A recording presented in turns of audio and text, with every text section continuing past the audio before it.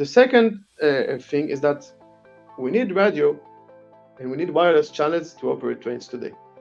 Okay, I think one of the biggest pusher of the train modernization is the fact that you can communicate in real time. This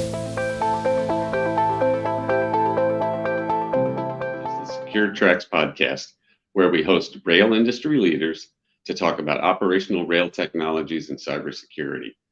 In this episode, we're going to talk about a couple of topics related to the recent attacks targeting the Polish rail network. Our guest today is Yaniv Mallet, lead cybersecurity architect at Cylus. Prior to his role with Cylus, Yaniv served for 24 plus years in the Israeli military intelligence units. Yaniv, welcome to the show. Hello, Roark. Awesome.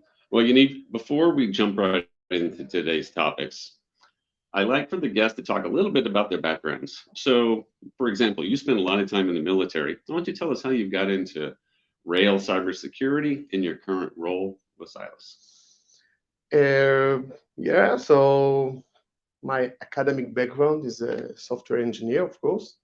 And as you just said, I did a lot of time in the military. Most of my time was in R&D units. What happened to be, let's say, cyber units, the known one in the Israeli military units. Right. I guess they're pretty famous today. And I did all these years long, of course, obviously a lot more, let's say, red team jobs than blue team, but I did also from the second part. A lot of development management, a lot of operations. Most of the time were operations. And I was around the cybersecurity and the cyber for those last years. Always was around it, always was interested. And at some point when I got out from the army, I got retired. I was looking for something in my field of expertise, maybe, but something with some purpose Right. for the human beings, like stop being on the red side. And I met some companies, and I met Amir, the Cylus CEO, and Mickey. And I think two things were very appealing here. Never mind the order, but first thing was I found the goal of the company as something interesting. Yeah. It was meeting my goals, like what is the motto of the company? Secure tracks, or securing your tracks. I think it was getting to something around cybersecurity that is meaning to protect people also in the physical world. And I thought that very interesting, and it was like some kind of something exotic in the on the background here. Everything is like let's have another EDR, let's have another cloud security, maybe data Right. security, and it was interesting. And the second thing was like, even before I start work here, you can feel the spirit of the company. Okay, it's a small company. It's a very familiar, family-oriented company. Yeah. People are really intimate, and I think the vibe here are very, very nice for me. So, Awesome.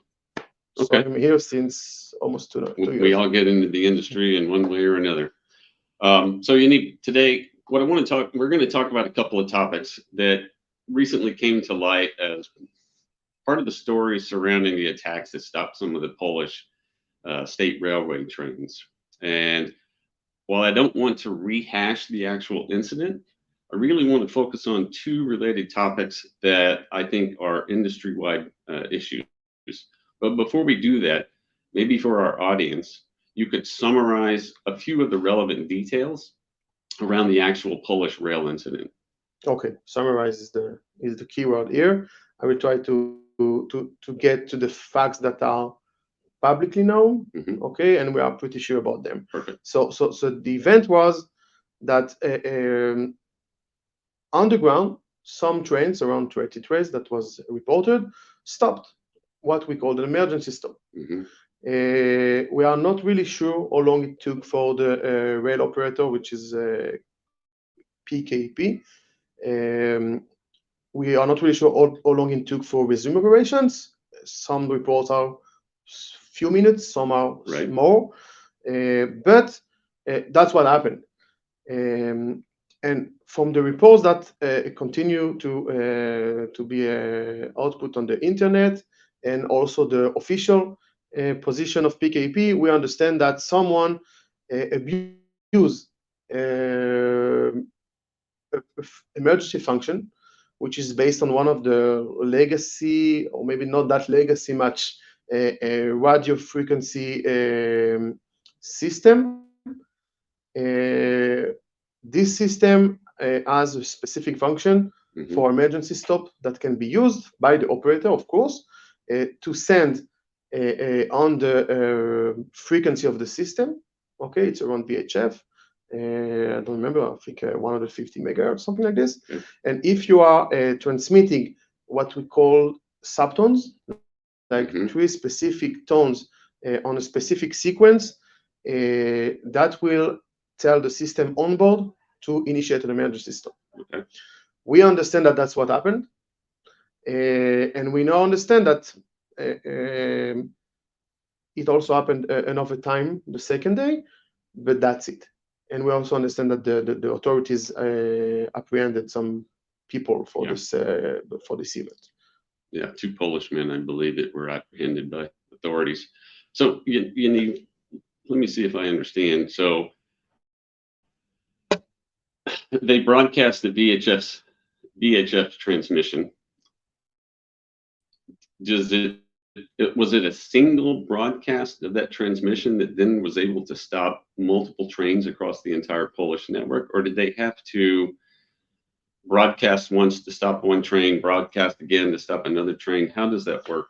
So let's try to explain a bit the setup that they probably had. Okay, so transmitting today VHF signal, it's not very complicated. We have a lot of people, RF hackers, we have a radio passionates, we have a lot of people that are doing that on their free time for fun. I'm sure you heard about people that are trying to listening to ATC to plane communications or transmission to know what is the plane that is currently in the skies and such. So it's the same. And today you can buy some really easy equipment online, what we call SDR, software-defined radios. Okay, you can buy a module without even knowing what is an SDR that will help you with the relevant SDK on your computer to prepare a signal and transmit it on the right frequency, on the right polarization, on the right specification of this signal. The thing is here that the details of the system, of the radio system that were used by PKP, it was public. There is a reason for that, okay? You won't hear from me that it's a good reason, but there is a reason. The European Union is trying to, for the last 2 decades, I think, to create interoperability between the countries, and that's great. I mean, today you can take a train from Spain and go to Paris without changing the train, or the same between all of the countries, and the European Union is trying to do that. So we have the freedom to move freely in trains, not changing train at station and not changing train at borders, anything. To do that, you need to ensure that the technical systems beyond the borders, on the both sides of each border, will be able to communicate together. And part of that was to publish the different systems or specific or legacy system that each one of the countries still operates in his network. So, and I guess that's what the attackers did. You can go online, do a research on Google, and find the specification, the technical specification with the frequency, the right sequence, okay, and what it will do. So, yes, that's what happened. They had to be at somewhere not really far from the network, okay, but the same signal can stop each one of the onboard systems when they So are listening. if I'm in one place, I broadcast, the train comes past, it receives the signal, it stops that train. Mhm. Does it stop multiple trains across the system from that one broadcast? This specific system, from what we understand, is supposed to be not a centralized system. So each one of the train that is around and that is on the coverage of the transmitter, Hmm. okay, will be able to receive this transmission and will have to stop because of its logical. So that means the two attackers will have to add some equipment. Okay, I'm not familiar about the geographic uh, Right. of the specific place. Maybe it's a big interchange place, so you have a lot of trains together, a lot of trucks. I don't know, Okay. but yes, you need to transmit strong enough so so the trains will be able to hear that. Got it. Got it. Okay. So let's talk about why we have train or radios on trains at all, right? Maybe you can help me out here a little bit with all of the sophisticated systems that we have today, operational kind of rail technology systems in use in rail today. Why do we still have VHF radios being used to stop trains? I think the answer is going to two parts. Hmm. First part is that, and I learned that for the time I'm in Cylus, a changing thing in this industry, because this industry is so safety oriented, Hmm. okay, it takes time. Right. Okay, so when you have a legacy system from the 80s, 70s, 90s, I don't know when you started it, if you need to change something, and it can be to change the whole system, but or only change one of the functions in the system, it takes time. So even, and we know that PKP, the Polish operator, they are on the road to upgrade all of their lines to ERTMS, which is the European standard for signaling. Hmm. It's got features that are much improved than this old VHF system. Yeah. They are on the way to do that, but it takes time. The transition between that, it also takes time. So you must keep this kind of system. So that's maybe the first excuse, Yeah. okay? And it's there. You cannot take that out. It's Yeah, part of the considerations. yeah. The second thing is that we need radio and we need wireless channels to operate trains today. Hmm. Okay, I think one of the biggest uh, pusher of the train modernization is the fact that you can communicate in real time with a train. So maybe this specific example is not a good example of Right. Right. real time data connection. Okay, but you need sometimes to have a connection to have an override maybe on the driver. Yeah. Okay, something can happen to the driver. So I guess that the reason it was invented and in this way was also for safety issues. What happens if the driver got a heart attack during It provides a the trip? backup system and a It's a fail backup safe. system, and of course it was for safety Yeah. at the beginning. Okay. Got it.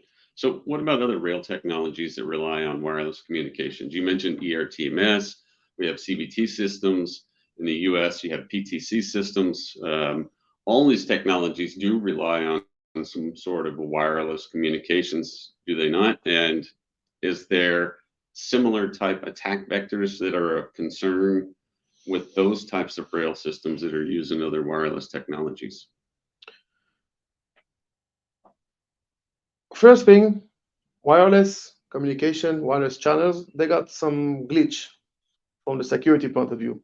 I Okay. mean, you're taking your data and you're sending that in the open because it's not in a regular network when you are controlling both sides. You don't know who's in the middle. Right. Okay, so that's from 200 years. That's a fact. You don't know who is listening, and you don't know sometimes who is talking, like Hmm. in this event. So that's something that you need to be able to understand when you use wireless channels. But having said that, we want wireless channels Right. to communicate with trains. The number of applications is very interesting. You have smart signaling, which allows you to bring more trains on the track, Mhm. to have a higher speed of the trains. Okay, so it's a better service for the passenger. You have online real-time data collection to do maintenance or preventive maintenance. So to understand this train, it must go to the depot after this. We need to change it for its next trip because we need to change some part online. You want to send updates maybe to the passenger information system on board. Right. Okay, so maybe the passenger before he reach his destination, he will know that there is a problem on the underground system, okay, and maybe he will change his course. Okay, I will take the bus after I'm getting down from the station. So the number of application is very high, and it's getting higher and higher all the time. Just for another example, freight trains. Mhm. Okay, one of the things that interest people that are using this kind of transportation mode is the location. Where is my cargo?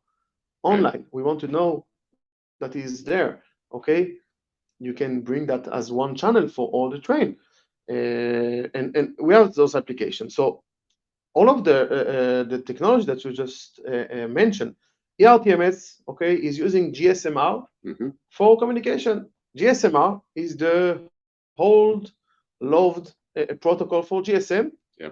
Dash R for railways with small changes. Okay, it's supposed to be replaced in a few years, but it's a public uh, wireless protocol. Mhm. Okay, it's something that you can understand. It's something that was researched and also hacked sometimes. CBTC on most of the applications, I won't tell it's all of them, is using Wi-Fi. Okay. The regular loved Wi-Fi that we all use on a day-to-day basis. Okay, PTC in the US sometimes is using satellite links, sometimes is using UHF, VHF links, dedicated radio links, but all of them are not using dedicated technology for the railway or railroad. Right. Okay, if you were in the military, maybe you will develop a new technology because you want your communication to be bulletproof. Mhm. If you are in the industry or in the civilian industry, you won't do that. You will reuse technology. So Right. we need to be aware of the fact that all of the technologies I just mentioned, GSM, Wi-Fi, satellite links, and of course, regular radio links, they Mhm. have some weaknesses. Okay, they have some weaknesses. Okay. I am sure that you heard about a lot of Wi-Fi masquerade attack Right. or rogue Wi-Fi access points.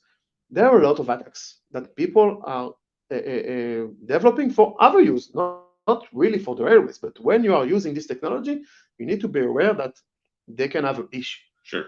So now we have a trade-off. We want them, we want all trains to use wireless channels, Mhm. but we need to be able to control what can happen if someone will try to attack them.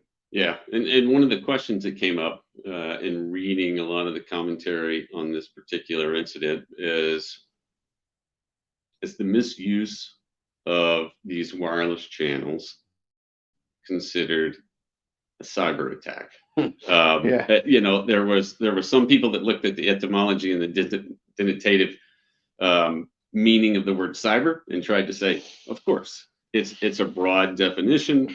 Everything's included under cyber. Others will say, no, this is a signals-based attack, not cyber. This is a transmission that's analog, not digital.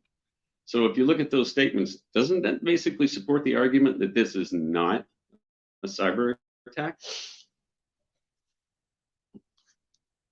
You want to do an history of cyber and SIGINT and electronic warfare, we can do that. I mean, for me, the bottom line is that it's not the issue. I Okay. don't care if you call it cyber attack, you want to call it somehow else. This is a threat to train operations, to train safety even maybe, that we need to deal with. Okay, we Mm-hmm. at Cylus in the business of security for trains, cybersecurity for trains. The operators around the world are in the business of protect their operations and their passengers. Someone need to deal with it. I want to ask you a question. Let's say that on a LRT in some city, let's say Tel Aviv, okay, because we have a new LRT, Right. hooray. Let's say that in one of the intersection, there is a collision between the train and a car. Is it important if you call it a car accident or a train accident? Someone dubbed that this is an issue, a safety issue that needs to be dealt, so we will avoid the next time it's happened. Got it. So I can do with you work a long session about the history of electronic warfare. I can talk to you about why DTMF tones in phone digital transmission are analogs, but we will call an abuse of them a cyber attack. I can do a lot with you about that because I did a lot of that. I want to tell you that most of the institutions that are really dealing with signal attacks or electronic warfare attacks, most of the time we are talking about the military and governments. And most of them, and I'm telling you that from my personal experience, most of the country in the world, they merged for the last years what we called electronic warfare and cyberspace, cyber warfare, okay? Right.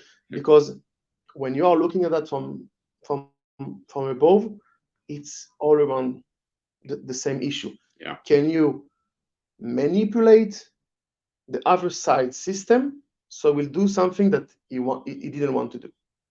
That's it. Yeah. Understood. Basically, you're making the argument that theoretically it doesn't matter if we consider these a cyber attack or not. The position is this is still a risk that whoever's in charge of cyber within the rail operator needs to be concerned about and needs to be addressing. Totally. Right. I mean, if you have, I found, I met some operators. We had someone in position of managing the radio equipment and radio transmission. Okay, if this operator wants to put this risk and this risk management under someone who is chief of radio, that's fine for me. Right. At the end, okay, most of the time we will find the CISO or the chief of operation that will need to manage risks. And this is a risk. Someone needs to manage it. You want to call it not cyber? Call it not cyber. Right. Okay. Understood. So let's hit our second point here is that I don't think the rail industry looks at these attacks as a safety incident. I think that they're seen as an issue. All that happens really in this case is the train stopped. Doesn't create a safety incident per se.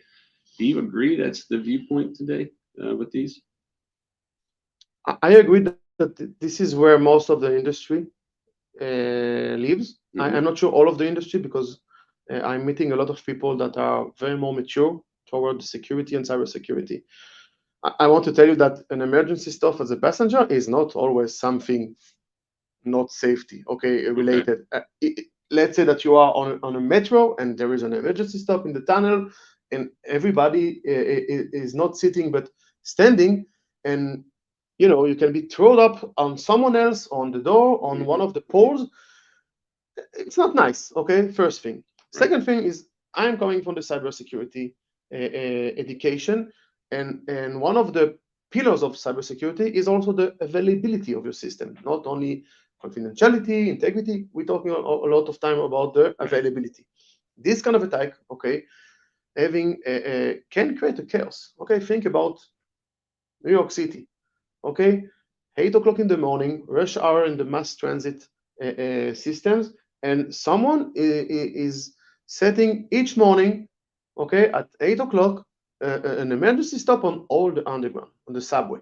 Right. Okay, you cannot tell me it won't be a chaos. Okay, so if you were the train operators, you can say it's not safety related, maybe. I think that can be safety related because having someone breaking his neck because of an emergency stop can be a problem. But purely if it's not seen as a safety incident, you still look at it as a disruption to the system. Yeah. And that's a concern. You cannot be a cybersecurity professional and not telling that there is an issue here. Right. Okay, you are stopping trains, you are messing with the ability of the business function, which is called train are running on the tracks. Right, right. I think some people look at it and say, after all, why should these be seen as an issue? This misuse of the system, it's not going to change the train routes. It's not going to derail the train or create a a serious safety incident. It's just the simple misuse of a fail-safe system. Um, you know, do you think the industry should be more concerned about these types of issues or these types of attacks? I think the industry should be concerned about this type of attacks because at some point you will find that there is a business Yeah. that you need to run. Okay, I want to tell you an example from some countries, specifically in Israel. Also, the regulator, most of the countries will be the Ministry of Transportation or something. They are giving KPIs to the public transport operators. Mm-hmm. One of the KPIs will be how many times you had a train late, how many times you didn't have the train that was supposed to be at this hour, how many times, and when you have an emergency stop, okay, I'm not familiar with the PKP network, but I'm thinking about Paris subway or New Yeah. York City subway. When you have one emergency stop, it impacts all of the line Right. on this kind of system of networks. So at some point you can get a fine from the regulator because your trains are not running on time or are not running at all. I think you should be also concerned if people will start to be maybe afraid of taking the train because they don't know if the train will go to this destination on time. So maybe they will take the bus, or maybe they will be afraid at all. I don't want to be in the train that will be, I don't know. Today it's an emergency stop, but the psychological dimension in cybersecurity is very high. Right. So maybe tomorrow it will be a change of course. We both know that in this case it's not possible, but the passengers doesn't know. So even if you consider it an issue, which you are making the argument that absolutely rail operators need to be concerned about this particular risk, is it possible to mitigate those risks in any way? And if not, why consider it at all? Okay, that's a very important question. I mean, we had an example that is, I think it's really out of the ordinary. Okay, because I haven't seen never in my life, and I did a lot of intelligence. Someone who is publishing publicly how to stop my system. So the first fall here, and I know what maybe are the reason of the European Union, is that we as the railway industry, okay, and the governments and the regulators, we need to take that seriously. We cannot say that, okay, that's fine, I will just publish everything about the system and people will find that and they can stop trains. But ignoring the PKP situation, any other radio system or wireless system, if somebody were able to manipulate it or to reverse engineer and figure out how to misuse the system, is it possible to mitigate those kinds of attacks? It is possible. There is a cost and there is a complexity. Maybe not all of them. I mean, if we are taking a small operator in a country and we are taking one of the biggest countries' army with their electronic warfare capabilities, maybe you won't be able to stop that. But as everything in cybersecurity, we need to take back to the beginning, which is risk management. Right. We need to be first, and when I say we, it's the vendors, it's the regulators, and it's the operators. But mainly the operators because they are the one who's taking the blame at the end. Okay, what can happen? Let's map what the problem. I have a CBTC. Okay, what are the known Wi-Fi attacks? What someone can do with a Wi-Fi attack? Can he impact the train course? Can he stop the train? Can he maybe send the wrong speed authority or navigation authority to the train right now? Can he do something? What damage can he do? And when we understand that, we know that we have some technical mitigation that can be in place. Okay, here I'm looking more at the vendors and us as companies that are working cybersecurity in the industry. What can we do? For an example, if you are using let's say RF radio system, okay, and by the way, maybe we won't find this kind of system in a lot of operators in the world, but almost all the train operators got a regular two-way radio or maybe much more complex system for Mhm. the dispatch because they want to talk. You want the commanding room or the OCC to talk with the drivers. You want Yeah. the drivers to be able to talk with the maintenance team on trucks. Maybe first responders, you want them to connect together.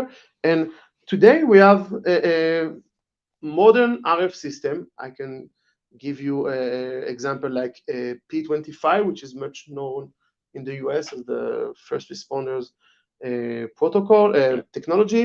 You have Tetra, you have DMR. All of those are modern. Mhm. Okay, they use a digital a modulation of the signals. Okay. They can propose you authentication methods. They can propose you encryption. So there is always, there is always the debate in the in the rail industry about should we include encryption on something that can impact emergency safety. We can open this discussion. It's okay, but Yeah. authentication is a Yeah. must. Okay, you must know that if someone is sending a signal on your system, you must know that it was someone that is authorized to do that. Okay, so this is can be the kind of mitigation. Again, it takes time. Yeah. Replace some operator system, Okay. it takes time. And for the, let's say, the bigger technology like Wi-Fi, like Mhm. GSMR, there are mitigations. I'm not sure it's worth it to use all of them, all of the technical mitigation for a train operator, Yeah. because maybe the bar is very high because we are talking about capabilities that armies and intelligence organization are using. But we need to know where is the threshold of what we are afraid of Right. and what we are not afraid But the of. question was just basically if there are mitigations, the risk needs to be considered. Totally. Yeah. So if I summarize your key points from today's conversation, one, wireless communications are part of every operational rail network, period. They need to be considered a risk. Whether that's a cyber risk or not is irrelevant, and that risk needs to be managed by the CISO or whoever is in that particular role, regardless of their title. And then third is even if they are the misuse of those systems is not considered a safety incident, it still needs to be looked at as a concern by the rail operations themselves. Mm-hmm. Yeah, Correct? yeah, I agree. I concur. I think I don't know if it's the I feel that this is another example of what's happening to people from cybersecurity. Okay, Mm-hmm. when they are getting to the train industry, the train industry is pretty complex. Let's say we are dealing Agreed. with a lot of technologies. When I can tell you about project I'm working on with vendors. When you are touching a lot of different technologies, technical fields, engineering fields, Mm-hmm. and the education of most of the CISOs, okay, and I was there also. I did some courses, okay, is always coming from the IT, okay, origins. And if you are a new CISO of an operator, you will start with the things that are more easy for you. Okay, let's look at the network. Where are the firewalls? What is the antivirus here? What is the EDR? And when you're coming to look at the train network, and I mean not the computer net, but the whole systems, okay? Mm-hmm. I think cyber professional in this industry needs to drill down more because there is a lot of width, okay? You need to deal with power supply. You Mm-hmm. need to deal with onboard system, safety system, okay? A communication Yeah. system, and the regular IT. So it's not that easy, okay? But it's easy to miss what are the important things because Right. the IT part of a train operation is not the most important. But Our audience knows we've had lots of conversations on this show in the past about the need for the IT or the cyber professionals to work hand in hand with the operations and the maintenance organizations to understand. I think a cybersecurity engineer inside a train operator should consider himself as a system engineer Yeah. because he need to understand what are the function that an attacker can touch and say, okay, I will do some damage. Okay, because the IT and the regular things, they are there. I mean, an We attacker we will find them. we had one of our CISOs on the show from a major rail operator say he embeds a lot of his cyber people in with the engineering teams as part of their job. So that's an that's the example deal here. of the teams working together. So, Yaniv, let's wrap things up. Any bit of advice you'd want to leave some rail operator CISOs out there with today? Yep. The last one I gave you, I think that's the most important. I'm not sure that if you are coming on board today in the cyber team of one operator, I'm not sure you even have access or you understand that there is maybe a legacy radio system that can stop the trains. So you need to do to take your foot on the ground, start talking with each one of the engineering teams in your organization and start mapping the risks. Understand what is there, what is not there, and what you can help. But someone at some point will need to be accountable to understand what can happen if I press some buttons and do something to your trains. Great conversation. So if somebody wants to get in contact with you, are there social media platforms that you're active on, or do you email? What's the best way to contact you? LinkedIn. Continue this conversation. I think LinkedIn.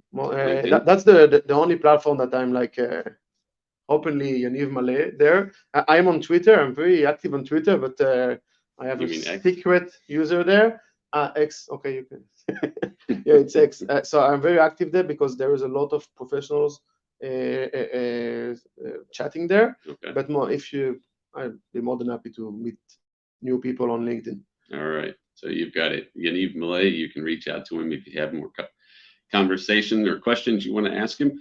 Yaniv, thank you very much for joining us today. Appreciate the conversation. And for our Secure Tracks audience, thank you for listening. That's the end of our show today. Until next time, keep those tracks secure.